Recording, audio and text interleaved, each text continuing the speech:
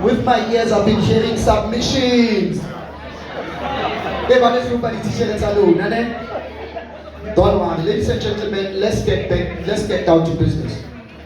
So, how many of you are leaders in this house? Raise up your hand if you are a leader in the house. Just raise up your hand and show me that, hey, Katlego, I am a leader in this house. Just raise up your hand. Who's a leader? Awesome stuff, all of you, right? Including me, I'm a leader. So, as I was doing my research and finding out more about leadership, it says, according to its definition, a leader is somebody who leads a group of people, is somebody who leads themselves, is somebody who leads an organization. Are we together? So as we are all sitting here, we are leading a school, right? We are leading a school. Sometimes in the school that you work in, our voices are heard differently. Whatever we tell the people that we lead at times, they interpret things that we tell them differently. As a leader, you one person who always take a blame for everything that goes wrong. As much as you can teach people what you know, at the end of the day, you as a leader, you reproduce who you are through them. So many people when they come to school, by how your teammates are greeting them, are welcoming them, it shows the type of leadership that you are. I love the quote by John Adams Quincy, the 6th President of the United States. He says, if your actions make somebody to dream more, to be inspired, to do more of everything that you do, you are considered as a leader. Today I just want to ask you, how is your leadership impacting you? So many times, most of you sitting here, you are leading people that don't like you. You are leading a team that is being divided. So many of you are leading people that wants you to fail. How do you join your staff together? Because all of you sitting here, you can run away from a job, but you cannot run away from your calling. As you are all sitting here, you are all being called to make a difference unto your team. You are all being called to make a difference unto the children that you teach. As a school principal, whenever that happens, how do you bring your team together? As much as sometimes as leaders, we need people that don't like us, do we treat them differently? Or we find ways of working with them? How do you handle controversy in the midst of dilemmas? How do you handle a team of people who wants you to fail as a leader? Because when you lead a group of people, not everybody will like you. Am I talking to my people today? Are my people here today? Sometimes you lead people. When they see you, you intimidate them. You are a principal, you are leading a physical education or a science teacher. He or she thinks he knows better than you. And they forget you are there as a servant. You have been called to be a better version of themselves. Actually, when they see you, they must see somebody they can resonate with. Are you a leader whereby when you come, an SMT, your school managing team is running away? Or are you a leader whereby when you come at school, everybody wants to be around you? Let's take time to reflect. What is your leadership skills? How are you leading a group of people who are always ready to set you for failure? Submissions, I heard submissions. It means that it should have been done long time ago. But here you are a leader, you are leading people who don't want to do what is expected of them. But I want to reinforce and motivate you this morning to say, Bana Yesu, it is well. I'd like you to have strength like Nehemiah. We all know Nehemiah from the Bible. As he was rebuilding the walls of Jericho, it was not easy for him. There were challenges that he was facing, the same challenges that you are facing. But I'm here to give you some few tips on how you can go and plow back. If you have a notepad or something, you can write this down. It's going to help you, especially with your team. Nothing will work without you praying for the people who persecute you. There's power. There is power in forgiveness. There is power in being kind to a team that does not want to do what is expected of you. So the first one, So let me get my notes. So one of the powerful messages from Nehemiah that I always want us to know is how much you can accomplish when you align yourself with the will and the plan of God.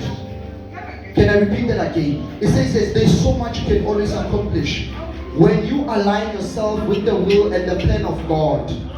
Number one, Nehemiah and his followers, they seem to have the impossible, to do the impossible, like you, leading a school, leading your family, leading your friends, leading the children within the school, leading to a district. There's so much they want from you. It seems impossible up until it's done. You all have a task when you go back. I told you when I started, return and rebuild. You are going back to your schools, each and every one of you, to rebuild what has been broken. The gossips around the corridors, the caucuses they have about you. And one thing your teammates don't know, the more they talk about you, the more they uplift you, the more you become better. Then another thing that you can learn from Nehemiah is that whatever you are doing at school, you are not doing men's work, you are doing God's work. And if God has called you to do something, you do not have to rebuild a wall to do the will of God. Even any challenge that comes your way, you know I'm not doing it for myself, but all for the glory and the kingdom of God. My sister and brother, it might be had right now, it might be had been a frustration week, whereby you are reflecting, going, I'm trying so hard. As a leader, also one thing that you also need to do, you must lead by example. Integrity, all that we do, values.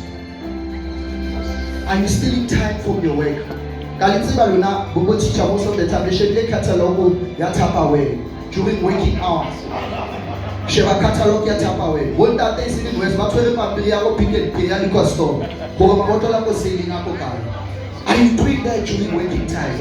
Are you stealing your time to do God's work?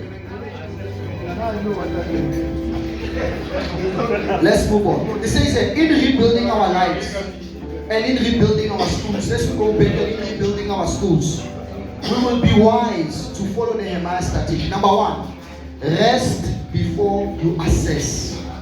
Repeat after me. Say, rest before you assess. Rest before you assess. What that means? It means we must rest first. Get to learn what is the means of a problem. We lose our tempers. We are human beings. We lose our tempers at any time. I'm overworking. Principals, they overwork. 10 o'clock, 1 a.m. They're still working on schedules. They're working on things that the department wants. Rest. This is your day. Rest before you assess. Rest. Then the second one, assess everything first before you address the problem. Learn to not speak out of anger, out of emotions when you are leading people, because those people, they look up to you. The third one, involve others in all the assessment. Do not take everything. There's a reason why you need to delegate. You are leaders. Leaders delegate. You can't do everything all by yourself. You can't be in the front office. You can't be in the office. You can't be in the sports field. You need to have eyes all over you, but people who you can trust. Trust is broken in our schools. Trust is so broken in our schools, whereby even the children we teach, they don't respect us anymore because of what they hear from our colleagues about us.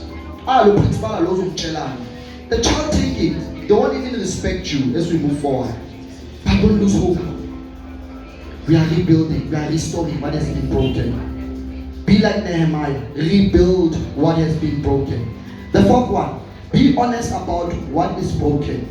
So many times we are scared of consultation because of a leader's job is not to be loud.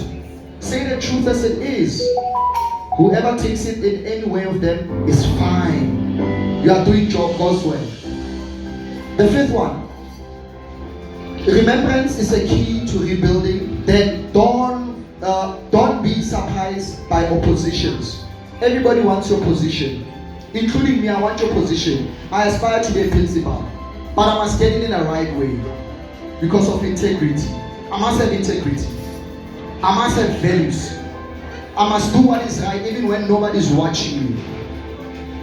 Ladies and gentlemen, we can learn a lot from Nehemiah while he was being opposed He was also being opposed while he was building, rebuilding. You can imagine the family members from going to high, the people he needs to serve. So many times when you do a good thing, people don't appreciate it. They will only point at all the wrongs that you do except for the good. But when that happens, I want you to always remember one thing. That people who have purpose are in touch with their natural love. Therefore, have an inner drive to succeed and fulfill their destiny. In all the inner conflicts that you face, the fear, as a leader you need to have fear. This is the fear to do things sometimes stop us from reaching our fullest goals. The fear to lose whatever you have accomplished. But let me tell you, be like Nehemiah. Rebuild again. Sometimes it's not only the inner conflict, it's the external conflict as well. The people we trust a lot, especially in the workspace, it happens a lot. They break us. They fight us. They block us. The schools.